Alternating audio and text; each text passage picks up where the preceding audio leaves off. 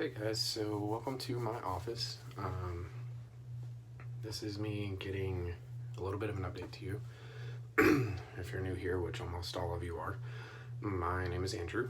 I am an aspiring PRS comp shooter who I've got 25 years experience behind guns, shooting since I was 4.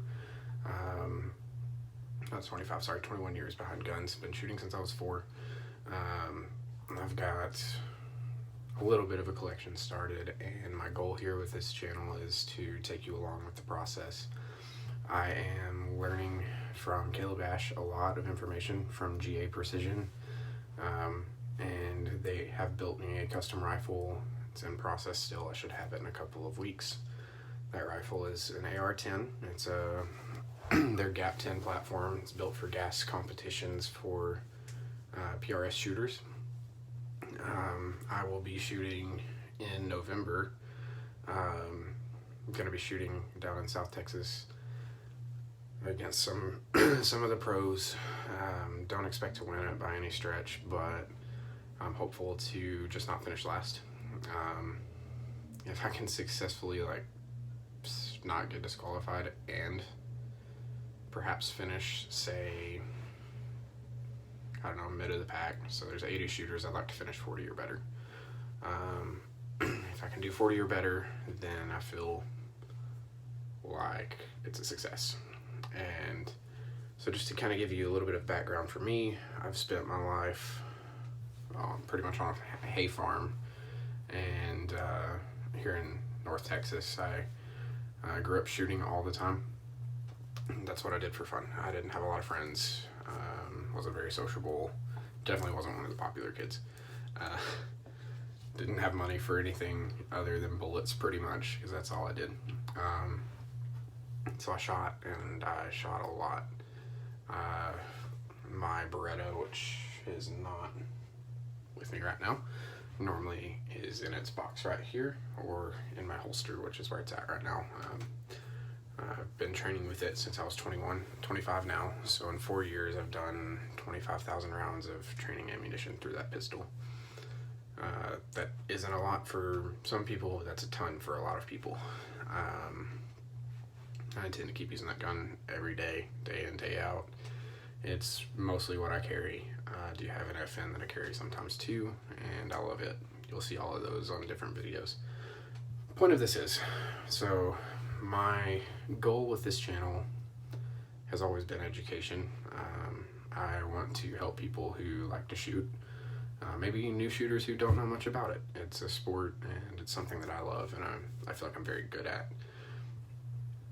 And so I've always wanted to help people learn and be safe, and just, you know, do it the right way.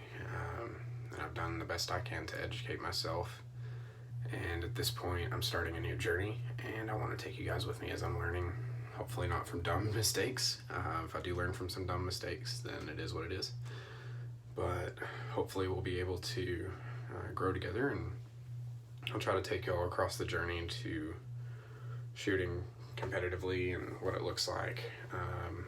I will be doing a video on my GAP-10 when it comes in. GA Precision, I've got to give them all the props. When that video comes together, I'll give you the story of working with them. Their sales rep, Caleb Ash, is outstanding.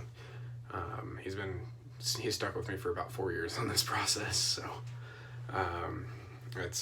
for me, it was a lot of saving and life happening here and there, and just kind of slowing me down. So being able to check this box and attain the goal, and go get the gun that I've been dreaming of for a very long time, it's a big deal. Pretty much since I was 18, I knew I was gonna shoot competitively, and I knew that I would enjoy it, and so I've been working towards that goal ever since. One thing that you'll see also about October, I'm gonna take you guys with me for a small rimfire competition here locally. In fact, I'm hoping to help build some traffic for it. It's our Thanksgiving turkey shoot. And so here in North Texas, it's going to be in Whitewright, I believe, is where they usually have it. There's a tractor pull arena outside of Whitewright, and then we always shoot there. And it's rimfire only. So we take our 22s and we go shoot. And what they do is they'll have paper targets at 45.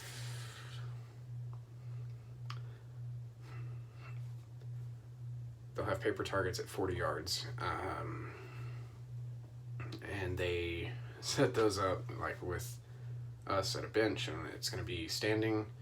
Then you shoot from kneeling, then you shoot rested sitting and rested standing. And you're putting 10 rounds per position. Best group wins. So last year I went, and we didn't have a ton of shooters show up last year. I think it was because of all the COVID and everything happening, and everybody was kind of just trying to play it safe. So we had about 10 of us that went, and I ended up winning that competition. Shot against a pretty good shooter. It's kind of close, but at the end of the day, I just had better gear to start with, and then also, I guess you could say I shot better as well. Gear doesn't make a shooter, but a shooter can make gear work. So it certainly helps. So yeah, I'm excited to go back this year. Don't know that I'm going to win again. You know, it depends how many people show up and how experienced they are and things like that. I do have my competition 22. It's in my safe behind me there, and it's just a little Thompson TCR, and got a red dot on it, and you know, a little bit of work as far as bot pod and things like that go. So that little gun, it will shoot. It will shoot accurately, and for a 22, I've stretched it to 100 yards, and the red dot I have on it is like no magnification, so I'm taking it out to 100. It can ring steel with no magnification on a 4-inch plate, and my 4-inch plate, I made it dance for the whole time. So love the gun. So yeah, I'll be taking y'all with me. Also in this box right here with the red clips on it, it's my competition 22 pistol. I've got a whole video to put together on that. It's a Ruger Mark IV, but I've stripped it, and everything internal is Volquartsen. Wow. So that is yet another one of the rimfire, like, just for funsies. I built that gun, and I plan to go shoot with it. Anything local, I'll probably take it to the turkey shoot too, and see if we can do like a pistol category, and if we do, should have a good shot at that. So I don't anticipate anyone up here pulling out a gun that can keep up with that. So yeah, that said, that's just kind of the general plan. This is 8 minutes of me talking, so sorry for that. Goal is simply to take you guys on the journey from day one as a shooter in PRS to 30 years down the road. Like, here's where I've made it, and here's all the things that I've learned in between. Maybe I can save y'all some money, save you some time and effort. And I can tell you today, I'm very excited. I'm nervous. It's a bit of a jump to get into this. I'm spending a lot of money to get started, and something I really care to do and want to do well. And if I can help even one person with this, if I can help one person learn, prevent one accident from happening, things like that, then I'm game 100%. So that is our basically the synopsis of what the plan is. I guess if you stuck around this long, I'll give you a little bit of details on the Gap 10 for those who are curious. It's an AR-10 platform. It's coming with 120 round magazine, and I bought 2 extra 10s. And then I have another 10 box here. I'll be shooting it with some 6.5 Creedmoor, 147 grain ELDMs from Hornady, if I can find them. Hornady is difficult ammo to get a hold of right now. The closest I've actually gotten to that is, excuse me for just a second. Sorry for the noise there. I have 100 of the bullets. These things are like gold right now. Nobody's really got them. And so yeah, I've got 100 of these, and I can't find any of the cartridges that Hornady actually manufactures. Can't find primers, so I can't reload. So yeah, I'm kind of up a creek right at the moment, just trying to figure out match ammo for November. I do have a little bit of federal match. I've got potential to buy some Burger, and I just don't know for sure what I'm going to shoot. My goal is to shoot those 147s if I can find them. Because going back to GA Precision with Caleb Ash, he from day one has recommended this Hornady 147 grain ELDMs. It's like, that's the way to go. Get those cartridges. If you're buying factory ammo, and then if you're going to reload, use these bullets. Like, they're the best apparently. So I don't have personal experience with that, but I will soon.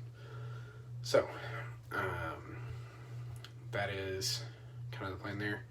On the Gap 10, so again, obviously AR-10 gas action. I've got it built with an Atlas bipod, so that was an add-on that I put on there just to kind of give me a little bit of a competitive edge with bipods. I went for one of the best. I understand the Harris is out there, and there's a couple of other options that people really enjoy. For me, the Atlas seemed like the way to go. Just love the rigidity and how stout they are. So that was the choice I made. I did do, let's see, 22-inch Bartley and barrel. It's contoured. Those are some of the best in the business. Guns guaranteed under half a minute of angle. That's out to 1,000 yards, so we're talking a 5-inch group at 1,000. I'm not unhappy about that. Then I've got a Bushnell DMR2 Pro that's going to be sitting on the top. I can't remember the exact magnification on it, but you'll get all of that when I get the actual firearm. I did a Gen 2 Little Bastard from Accuracy International, and that's going to be my muzzle brake, and then I'm running the Magpul PRS stock at the back end, so a little bit more weight, but it's going to be more adjustable, fit me more comfortably. And the last thing on it is I've got a Trigger Tech, and I don't remember the exact model on it. Again, when I get the paperwork, we'll go over that, but it's not their baseline Trigger Tech. It's a step up, and it runs like 1.75 pounds to 3.5 pounds of trigger weight. So I asked them to set it for me at 2 pounds, and I'll start there, and if I need to stiffen it up some, I will, or if I want to bring it down some, I will. Just kind of feel it out and see what's best. It's single stage, so should be a nasty trigger. Should be super great. Haven't had my hands on it yet, but I do trust them. So all in, I'm sitting at like 5,200 with the whole build. I definitely am not upset about that. And you know, it's right now they're quoting a 10-month lead time for people to pick one up, and I've gotten it in 6. So speaking with Ash a couple weeks ago, almost a month ago now, he said it looked like it'd be ready midway through September, so hence the announcement. But yeah, that's pretty much where I'm at. Also, I know there's going to be some safety Nazis. I see that right there.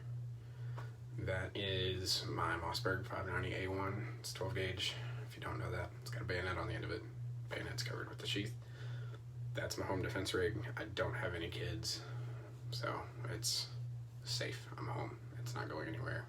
If it does go somewhere, it's because I'm driving. So I will.